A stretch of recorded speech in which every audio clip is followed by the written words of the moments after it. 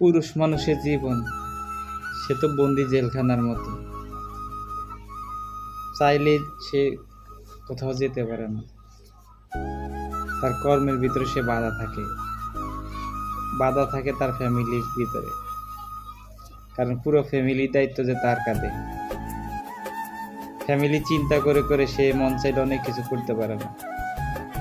সে 30-50 হাজার টাকা বেতন পায়, তো মন চাইলে সে একটা ভালো পোশাক কিনতে পারে না, কারণ তার কাঁধে আছে তার ফ্যামিলি, তার পরিবার, তার সন্তান, তার স্ত্রী, মা বাবা।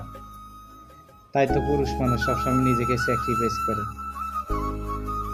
অনেক পুরুষ মানুষ খুবই কষ্ট করে, তার জীবনে অনেক কিছু চাওয়া পাওয়া থাকে, কিন্তু সে প্রকাশ করতে পারে না। ইচ্ছে করলে তো পুরুষ মানুষ কাঁদতেও পারে না, কারণ পুরুষ মানুষের কান্নাগুলো তার কেউ দেখবে না। আর সমাজ তো আপনাকে বলেই দিয়েছে পুরুষ মানুষ কেন কাঁদবে। তাই পুরুষ মানুষের অনেক ইচ্ছা পূরণ হয় না। পুরুষ মানুষ নিজের জন্য বাঁচে না, পুরুষ মানুষ বাঁচে শুধু অন্যের জন্য।